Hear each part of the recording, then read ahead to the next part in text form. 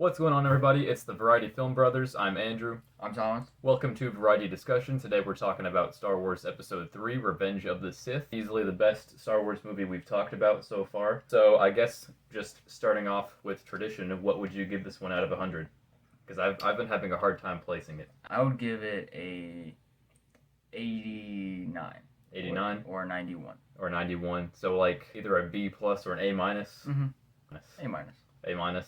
I think I have to say B plus, like an 89, because there's obviously things I really love about it, but there's just a few hang-ups I have here and there, and we'll get to that. But starting off, this movie starts really, really strong with the saving Palpatine scene. And originally that was going to be like an hour-long sequence. Like they filmed a lot more than what we actually got to see in the movie. A lot of stuff that got cut. I showed you the scene where Shakti gets stabbed through the chest, and we can't forget about the scene where Anakin speaks droid.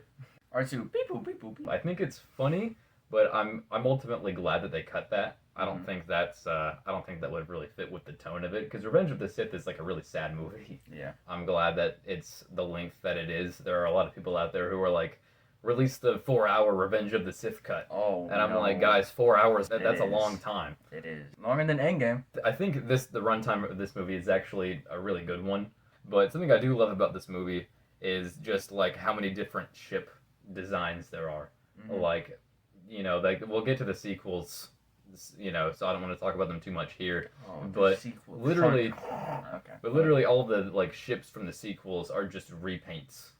Like, you know, repainted X-Wings, repainted TIE Fighters. But in here, you've got, like, completely new ship designs. Yeah. Like Anakin and Obi-Wan's starfighters at the beginning. I think those are so cool. Yeah, they look really sleek. Oh, yeah, for sure. For sure. I think we both wrote down R2's screams in our notes. I wrote down the kick, too, whenever the droid kicks him and he fell. Oh, yeah. It reminds me of the scene in The Mandalorian where the scout trooper punches Baby Yoda when he's in the bag. Luckily, the two droids get burned to death. R2 gets his revenge, who should have just outright told Anakin before he died that Palpatine was. He was shocked, right? He was shocked. He looked at Palpatine whenever he said kill him, and we're like, oh wait, Anakin, he's a Sith Lord. Maybe he was just like so shocked because like I think something that Star Wars underplays sometimes is that when they lose an arm, a lot of times character starts to like you almost forget about it, because the character doesn't really seem like they're in pain that much. And I think this is one of the few times where that's not really a problem for me. I think the reason Dooku didn't say anything is because he was both so shocked that he lost and shocked that he lost his hands. Like I think he was in physical and mental shock. And then even more mental shock from Palpatine telling Anakin to kill him. I think he was just way too like flabbergasted to be able to say anything, but it was definitely wrong for Anakin to kill Dooku. You know, the same thing with Jango, kind of. If Mace Windu would have stopped at cutting off his hand, and then, you know, just interrogated him, imagine how much they could have found out at that point. Like, a lot of people say Anakin's a hypocrite for wanting to give Palpatine a trial. But imagine all that they could have found out had they actually interrogated these people, you know? And that sort of gets into the what if series that like we were talking about that would fit so good for Star Wars. Yeah. Because what if, as a Marvel series, it's kind of just lukewarm. Yeah. It's kind of just okay, but there are so many moments in Star Wars. If we had a what if series in Star Wars, that would be so awesome. See, there's literally like you could do 10 awesome what if episodes for each Star Wars movie at least, and you would have my full attention for the whole thing. I think if they covered what if Anakin never turned to the dark side, I think everyone would watch the shit out of that. Oh yeah, for sure. Because like the thing about Star Wars that makes it so cool is it's just one big story. You don't really have that with Marvel. Like it's kind of that way, but it's, you know, it's not like Star Wars where it's one actual big story. And, you know, so I think doing what ifs, you know, as far or as early as episode 1 all the way to episode 6. And hell, I think that even make the sequels more interesting to do what ifs for them. So yeah, Disney, get on that. We want to see that. I think everybody wants to see that. Yeah. All right, so kind of back on topic. Something that I really wanted to see more of in this movie is, you know how Yoda is on the Wookiee planet? And he's, you know, kind of leading them into battle or whatever, but at the same time not really, because he's just kind of standing up on the like canopy balcony thing the whole Sit on time. cushions we must. I think I mentioned in the last video that ground battles are my favorite action scenes in Star Wars. And if they would have focused on this one for just like maybe 5 minutes, because the Battle of Geonosis in Attack of the Clones, that was probably what, like at least 20 minutes? Yeah. And that was an awesome finale. And obviously the Battle of Kashyyyk was not like the finale of Revenge of the Sith, but I think it could have been this really awesome like sort of halfway point battle. So I would have loved to focus a little more on that, or the Battle of Utapau, because we get a few nice shots of like clones shooting at droids and things like that. But I think like really getting to dive into like, you know, more specific action between them and the droids, like we saw in the Battle of Geonosis, because that's just what makes it so cool. Is you have two sides that are like so even, and they're just destroying the shit out of all of like each other's things. But it never gets to feel like the focus. And I guess it's because, you know, there's so much character work going on in this movie. Yeah. So a lot of the action kind of has to take a back seat to that. You know, the clones play a big part in this movie, and they also play a big part in the last movie. But they always feel like part of the background, kind of, you know? And that's why I love the Clone Wars so much, is because the clones are really interesting characters, and we really get to see their relationship with the Jedi in the Clone Wars. But the problem is, in the movies, when the clones betray the Jedi, obviously, like, it's a really sad scene because you get, it's a big deal, you know, like, oh, the Jedi are all being killed, you know, like, obviously it's a big deal. You get that's a big deal, and it's sad when you're watching it, but you don't really feel like it's friends turning on friends. You feel like it's just like, oh, they were probably plotting with Palpatine the whole time. Obviously, that's not the case. And, you know, you've seen a little bit of the Clone Wars, enough to know that, you know, it's all because of the chips. So I would have also loved to see more scenes between the clones and the Jedi, because a lot of them legitimately do have good relationships and were legitimate friends. And like, I think Rex and Ahsoka. Yeah, like Rex and Anakin and Ahsoka, they were all pretty close. But obviously Rex isn't even in this movie, Ahsoka isn't even in this movie.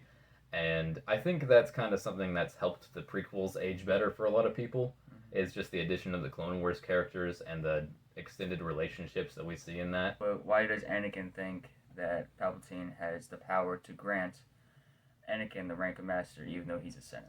Yeah, Anakin should have known that plan wasn't going to work. The only reason they let him on the council was just so he could spy on Palpatine. So I think he should have been more hurt about that, like, because they didn't even let him in because they like him. They let him in because they knew they could just use him.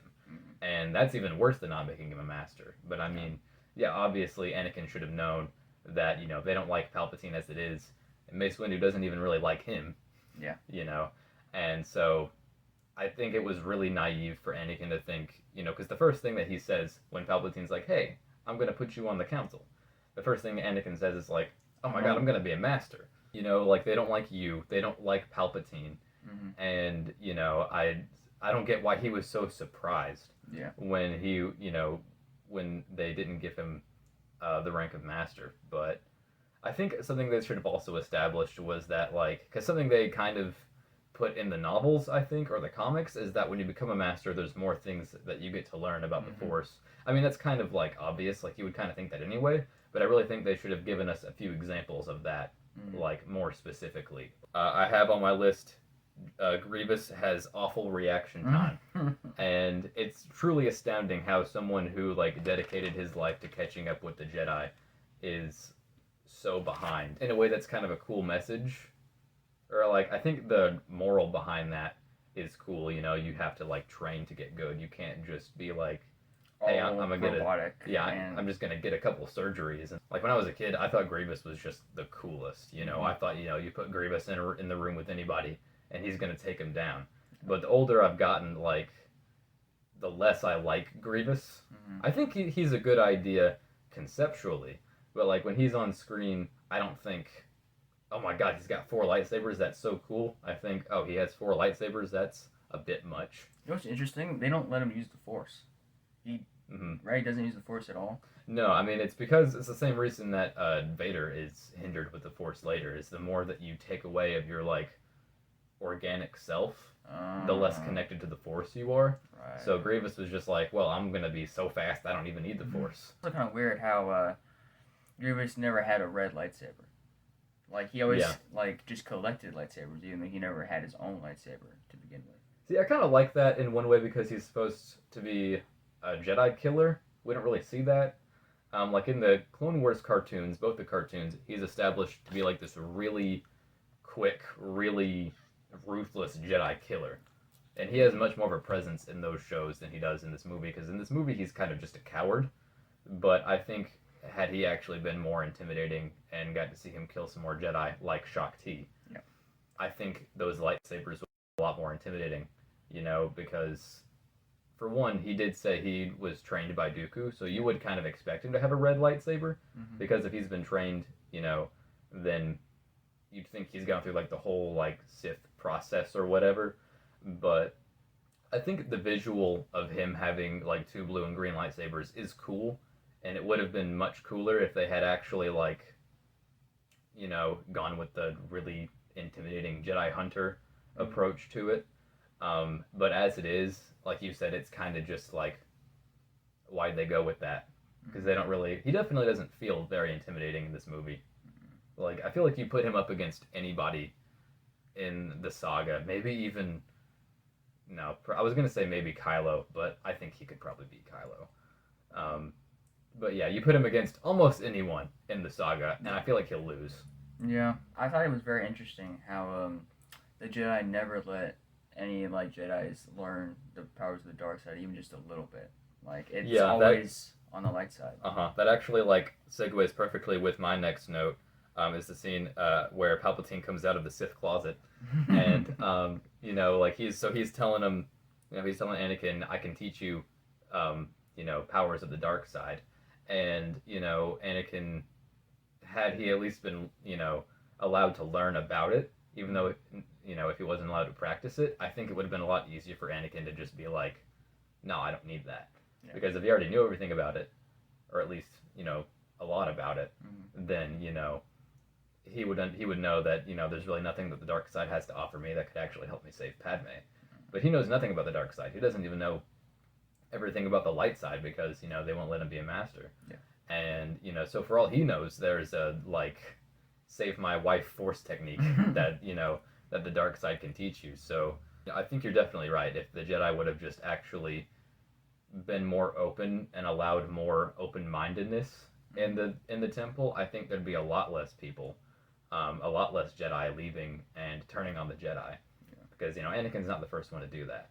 But the scene itself, where Palpatine, like I said, comes out of the Sith closet, I think it's kind of underwhelming. I think it's mostly just conversation, and it doesn't really feel like there's a lot of tension there. Like, Anakin takes out his lightsaber, but he kind of just raises it a little bit. Like, the most action you see with it is just this point where he brings it from here to here. And it's like, I get it, you don't want to kill him now, and it's definitely not a good idea to take him on yourself. But, like... You could have killed him there, though. Like, I think he should have at least tried. I think we should have seen a small lightsaber battle there, and then Palpatine just, like, beats Anakin without, A, hurting him, and B, showing, like, really even breaking a sweat, to really show Anakin that, hey, the dark side is stronger, and I'm willing to teach you. I'm still your friend, even though he's not really his friend. Like, he's not really wanting to be his friend for, like, who Anakin is. He's just using him, obviously. But Palpatine does call Anakin his friend a lot, and, I think he should have used that, because, I mean, obviously he's never been spared by a Sith before. Something interesting about this movie is that it's the only PG-13 Star Wars movie. And the rest is just PG? And all the other ones are just PG. And, there's not a whole lot you can get away with just PG-13, but I think for, like, Grievous's death, I think they could have made that really disgusting. Yeah. And I think that would have been really cool, because essentially what he is just, like, a bag of organs in a robotic body. Like, you can do some really gross stuff with that. Yeah. In the previs for that scene, I'm pretty sure they have like Obi-Wan like ripping up his thing, like ripping up his cage, and then like grabbing his heart, and then just like ripping that out. And I don't know how much of a Jedi thing that really is to do. Maybe instead of just combusting in the fire, you just see his heart explode from the inside, like just explodes with blood or organs or whatever. I mean, I'm kind of just a horror movie junkie like that. I just like gross stuff like that. I think it's just cool to play with that sort of thing in movies. And I would love to see that here. But I guess that's not really what George is all about. It's not really his thing. Yeah. But it definitely would have made Grievous feel more real. So on to the next lightsaber fight in the movie. Something I really disagree with a lot of Star Wars fans about. A lot of people believe that Mace Windu actually won the fight with Palpatine. I don't think that's really true. I don't think it's nearly that simple. I'm like, if I had to bet, I would really think it'd be more in character for both of them, for Palpatine to throw the fight once he knew Anakin was coming. You know, for one, I just think Palpatine is stronger than Mace Windu. I just don't think they're on the same power level. And two, you know, if he just killed Mace Windu right in front of Anakin, I mean, which he does, but if it would have been just before, like if Anakin would have just walked in and then just seen Palpatine just cutting Mace Windu's head off, it would have been a lot harder to convince him. You know, because I think Palpatine was just waiting for Anakin to see that the Jedi can be kind of bloodthirsty too. You know, because I mean, really, even though Palpatine is evil, imagine the things you would have been able to get out of him if he would have given him a trial or an investigation or something like that. But which could have happened in the previous movie. Oh yeah, there's a lot of times where they should have investigated a lot of things and then they just don't. But I think for Mace Windu to break the code so hard really, you know, showed Anakin that there really is not much of a difference between the Jedi and the Sith.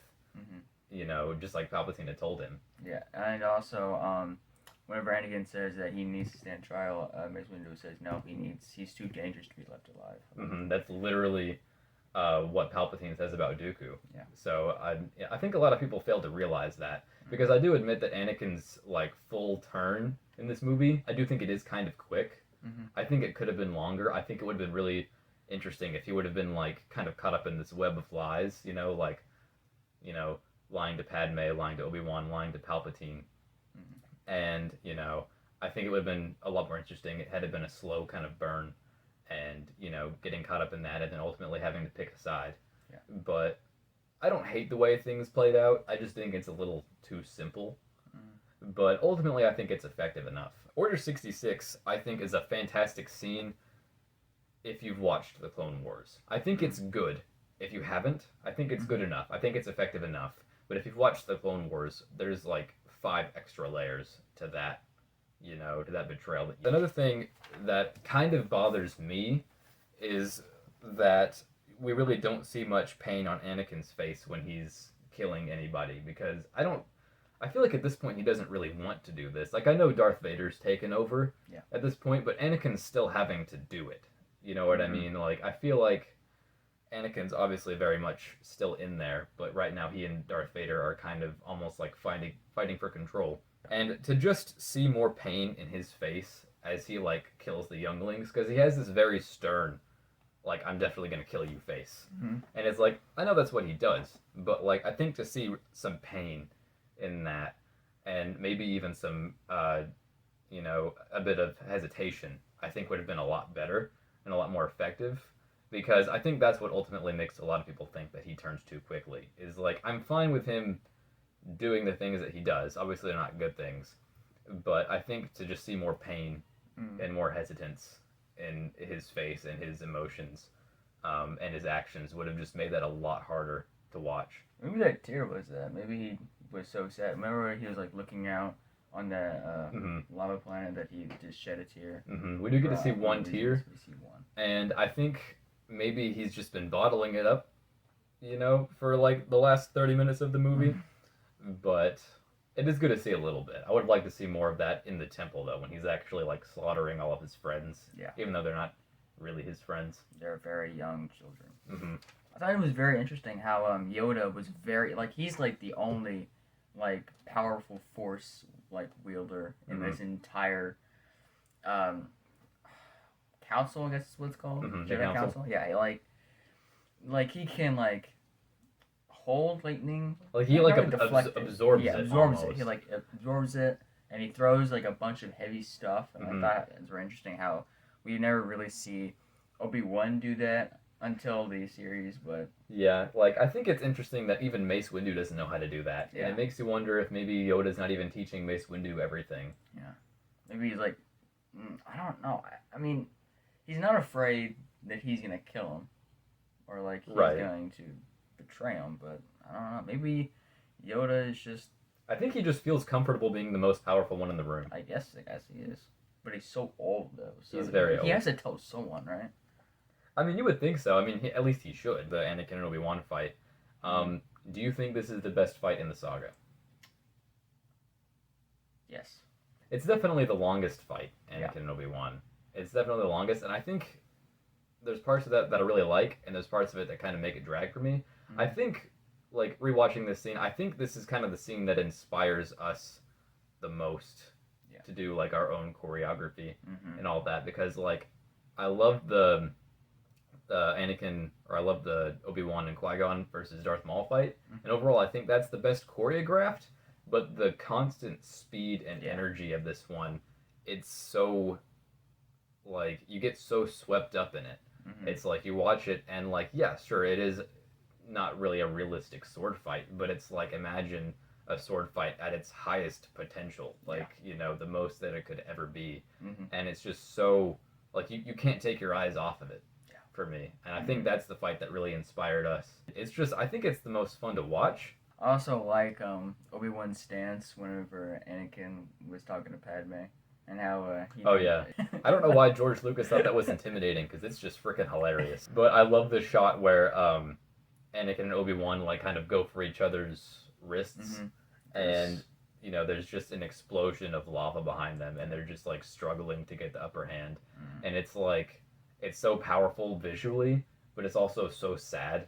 And I think if Obi-Wan had said, you know, "You're my brother, Anakin, I love you," before the fight, I think that would have knocked Anakin off A little bit. balance a little bit, or knocked Vader off balance a little bit. Mm-hmm. And, like, you really get this sense that Obi-Wan is very sad that Mhm. Anakin is dead. You definitely get that sense.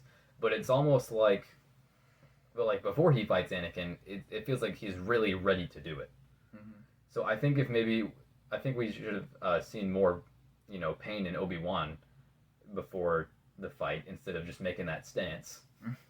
You know, just, you know. I wish she told Anakin that you were the chosen one before they fight as well.